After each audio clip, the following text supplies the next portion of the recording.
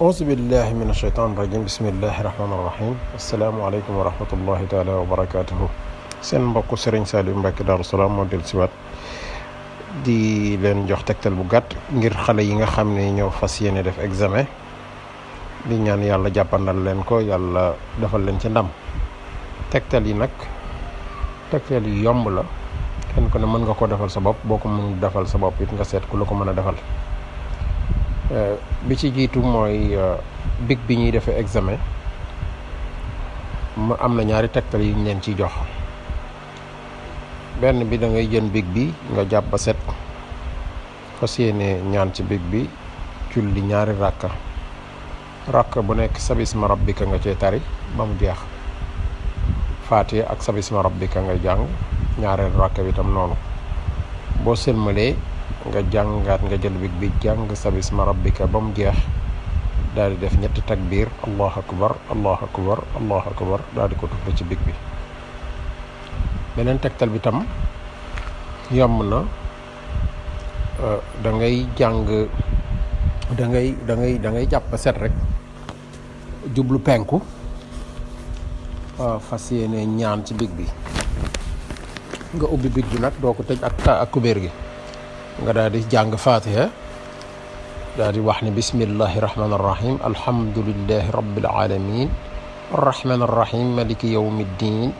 iyyaka na'budu wa iyyaka nasta'inu ihdina siratal mustaqim maanaam daal di tëfli boo yeggee ci siratal mustaqim rek tëfli nga daal di jàngaat yaasin bismillahi rahmaani rahim yaasin wal quraanil hakiim innaka la min al mursalina ala siratin mustaqim nga daal di tëfli nga daal di jàng salaatul fatiha daal di wax ni allahumma salli ala sayyidina muhammad alfatiha lima uqliqa wal xaatimi lima sabaxa nasir alxaq bilxaqi wal aadi ila siratin mustaqim daal di tëfli daal di ne yàlla maa ngi lay ñaan lépp lu ma bind ci bic bi yàlla jubal ko teg ko ci yoon wi nga xam ni mooy anam wi gën a jub te yàlla defal la ci ndam noonu da ngay def daal di yor bic boobu fas yéene ko defee examen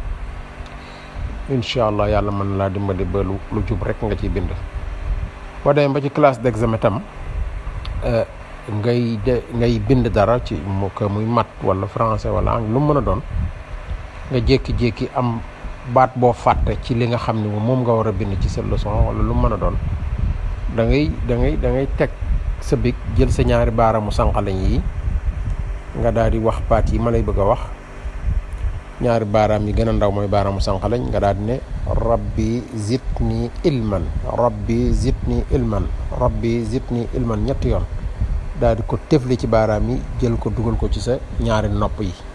na ko fa teg lu mat 5 secondes rek yàlla mën na laa dimbali nga fàttaliku baat boobu nga fàtte woon. kon nag ñu ngi leen di ñaanal yàlla defal leen dégg ak topp yàlla dimbali leen may leen ndam ci examen yi bi jaahi rasulullah sallallahu taala alayhi wa sallam jërë ngeen jëf ñu ngi leen di sant di leen gërëm wasalaam. kitaabun kariimun min kariimil mukarramin li abdil kariimil munfizil tarahumi alayhi min al mawla salaatu بآل وأصحاب له أيضا عليه